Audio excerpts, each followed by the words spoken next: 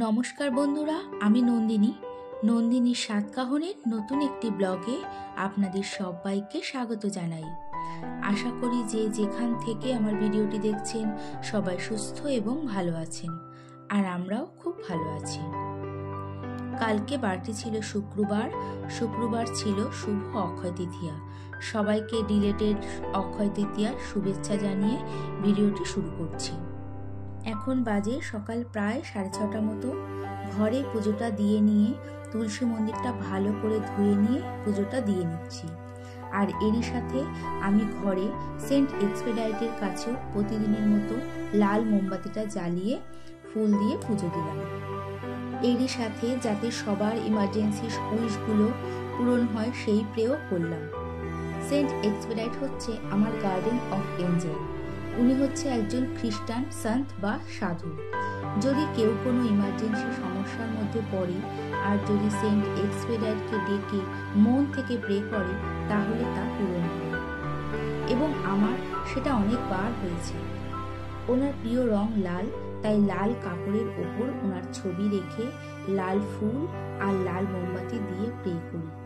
আর যখন খেতে দেওয়া হয় বা প্রসাদ দেওয়া হয় চেষ্টা করি সেটাও লাল রঙের দেওয়া, যেমন আপেল, রেড ভেলভেট কেক, লাল মিষ্টি, লাল আঙুর ইত্যাদি। আসলে এগুলো কিছু না, বিশ্বাসের ব্যাপার। আমি যেহেতু ঘরে প্রতিদিন প্রে করি তাই আপনাদের সাথেও শেয়ার করলাম। আর কোনো টাইম নেই, যে কোনো সময় সকালে বা বিকালে প্রে করতে পারেন। যখন ইচ্ছে যেভাবে ইচ্ছে সবাই প্রে করতে পারে। এই তো কথা বলতে বলতে ঠাকুরের বাসনগুলো ধুয়ে রেখেছি, আর স্নানের পর যে ভেজা জামা কাপড়গুলো ছিল সেগুলো ব্যালকনিতে মেলে দিলাম। রাতে ধুয়ে রাখা কিছু বাসন ছিল সেটাও র্যাকে তুলে রাখলাম। ঘরে এই আর্টিফিশিয়াল ফুলগুলো আজকে একটু ভালো করে সার্ফ দিয়ে ধুয়ে পরিষ্কার করে নিলাম। এখন ঘরের বিছানাটা গুছিয়ে নিয়ে ঝেড়ে নিচ্ছি। জানালার বাইরে কেউ মনে হয় কোনো কিছুতে আগুন জ্বালিয়েছে।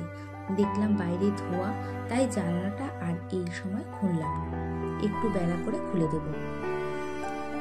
ঘরের বিছানাটা যদি পরিপাটিভাবে গোছানো থাকে তাহলে ঘরটাও দেখতে ভালো লাগে। এই ঘরে কিছু টুকটাক জামা কাপড় ছিল, সেগুলোই ভাঁজ করে রাখবো।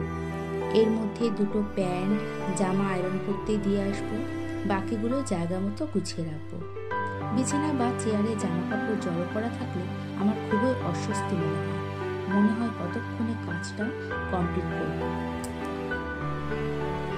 এখন ঘরের কিছু জিনিস ডাস্টিং করে নিচ্ছি। প্রতিদিন না হলেও এভরি অল্টার ডে আমি এগুলো ভালো করে পরিষ্কার করে রাখি, আর এর ফলে কোথাও এতটুকু ঝুলও জমতে পারে না। তাহলে হয় কি, একেবারে পরিষ্কার করার ঝামেলাও থাকে না আর কষ্টটাও কম হয়। এই ছবি দুটো আমার মেয়ের হাতে আঁকা ছবি। ও কিন্তু খুব ভালো ছবি আঁকত, কিন্তু কিছু কারণের জন্য সেটা বন্ধ করা হয়েছে। আরও কয়েকটা ওর হাতে আঁকা ছবি ওই ঘরে রয়েছে, সাথে রয়েছে একটা ক্যানভাস।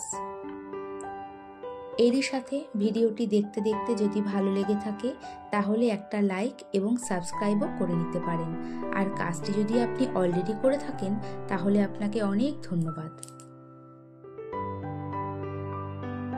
এই সেলফের কাপড়টা ভালো করে ঝেড়ে সব কিছু মুছে আবার পেতে নেব। কয়েকদিন আগে কেচেছি, তাই এই কাপড়টা আজকে আর কাচবো না। সাথে সেন্ট এক্সপেডাইটের লাল কাপড়টাও ঝেড়ে ভালো করে তারপরে এই ফটোটা বসিয়ে দিলাম। আমার চুলের অবস্থা তো খুবই শোচনীয়, তাই আমার জন্য না হোক, মেয়ে যেদিন শ্যাম্পু করে সেদিন মানে সপ্তাহে 2 দিন আমি সমস্ত চিরুনিগুলো পরিষ্কার করি। উষ্ণ গরম জলে সার্ফ দিয়ে কিছুক্ষণ ভিজিয়ে রেখে তারপর ব্রাশ দিয়ে ভালো করে পরিষ্কার করে ধুয়ে রাখবো। চিরুনি পরিষ্কার রাখা কিন্তু চুলের যত্নের একটা গুরুত্বপূর্ণ পার্ট। এখন এক এক করে সব চিরুনিগুলো ভালো করে পরিষ্কার করে নিয়েছি। এখন গামলাটাও ভালো করে মেজে পরিষ্কার করে নিচ্ছি। এই গামলাতেই আমি বাসনগুলো ধুয়ে রাখি। চুলে আমাদের প্রচুর জার্মস থাকে, তাই হাইজিন মেনটেন করাটাও খুব দরকার। চালটা আমি 1 ঘন্টা আগে ভিজিয়ে রেখেছি। চাল ধুয়ে এখন ইন্ডাকশনে ভাতটা বসিয়ে দেবো। ভাতটা হতে হতে আমি এদিকে ঘরগুলো সব ঝাড় দিয়ে মুছে নিয়েছি। রান্নার আগে যদি সব কিছু ঝেড়ে মুছে ঘর ঝাড়মুছ করে নেওয়া যায়, তাহলে রান্নার পরে কাজের চাপটা অনেকটা কম থাকে। নিশ্চিন্ত মনে রান্না করা যায়। আজ রান্না করছি কাতলা মাছের মাথার মুড়িঘণ্ট। চালটা আগে ভালো করে ভেজে নিয়ে কড়াইতে তেলের মধ্যে শুকনো লঙ্কা, জিরে, তেজপাতা আর গোটা গরম মশলা ফোড়ন দিয়েছি। এর সাথে অল্প পেঁয়াজ কুচি ভেজে নিয়ে বেসিক সব মশলাগুলো দিয়ে ভালো করে কষিয়ে নেব। তারপর ভেজে রাখা চাল আর ভেজে রাখা আলু দিয়ে ভালো করে কষিয়ে গরম জল দিয়ে দেব। ভালো করে ফুটে উঠলে মাথাগুলো দিয়ে গরম মশলা দিয়ে আর একটু বেশি করে ঘি দিয়ে আর সামান্য চিনি দিয়ে নাড়াচাড়া করে নামিয়ে নেব। আর রান্না করেছিলাম আজকে বাটা মাছ অল্প সর্ষে পোস্ত বাটা দিয়ে আর উচ্ছে কুমড়ো ভাজা। রান্নার পর গ্যাস ওভেনটা ভালো করে পরিষ্কার করে নিয়ে দেখলাম ফুলের স্টিকগুলো সব ভালো করে জল ঝরে গেছে। এখন এগুলো সব জায়গায় রেখে দিয়েছি। ঘরের যে কোনো আর্টিফিশিয়াল ফুল আর রিয়েল ইনডোর প্ল্যান্টগুলো আমার খুবই শখের। এগুলো প্রত্যেকটাই আমার নিজের হাতে লাগানো।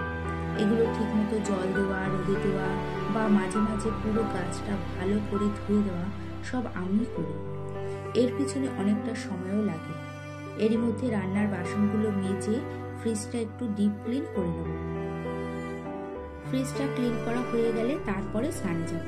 ফ্রিজ থেকে সব কিছু এক এক করে নামিয়ে নিয়ে জলের মধ্যে একটু শ্যাম্পু আর একটু ভিনিগার দিয়ে ভালো করে কোনায় কোনায় পরিষ্কার করে নিচ্ছি। একবার না, জল পাল্টে আমি 2 বার ভালো করে মুছে নিলাম, যাতে কোথাও এতটুকু নোংরা না থাকে। এই সমস্ত কিছু কাজ হাতে কিছুটা সময় নিয়ে ভালো করে পরিষ্কার করে থাকি, যাতে 2 দিন পরেই আবার হাত না দিতে হয়। এবার ফ্রিজের সব জিনিস গুছিয়ে নিয়ে স্নানে চলে যাব। আর স্নান করে এসে যখন দেখব ঘরবাড়িগুলো গোছানো পুরো টিপটপ, তখন একটা আলাদাই শান্তি পাওয়া যায়। ফ্রিজটা পরিষ্কার করতে কিন্তু অনেকটাই সময় লেগেছে। এরই মধ্যে মেয়েরও খিদে পেয়ে গেছে, ওকে ভাতটা দিয়ে দিয়েছি। তারপরে একেবারে দেখা হচ্ছে সন্ধেবেলা। বিকেলবেলা ঘরগুলো ঝাড় দিয়ে সন্ধে দিয়ে রেডি হয়ে নিচ্ছি শুভ অক্ষয় তৃতীয়ার হালখাতা করার জন্য। মেয়ে যাবে না, আমি আর আমার এক বান্ধবী যাব। মেয়ে গেছে তার থেকে ছোট 2 বোনকে নিয়ে ফুচকা খেতে। এই যে বেরিয়ে পড়েছি। আজকে আমি আর আমার গাড়িটা বের করিনি, বান্ধবীর গাড়িতেই যাচ্ছি। এখানে এসে একটু কোল্ড ড্রিঙ্কস খেয়ে তারপর আবার অন্য আরেকটি দোকানেও গিয়েছিলাম। আবারও দেখা হবে সেই আশা নিয়ে ভিডিওটি এখানেই শেষ করছি। এতক্ষণ আমার সঙ্গে থাকার জন্য ধন্যবাদ।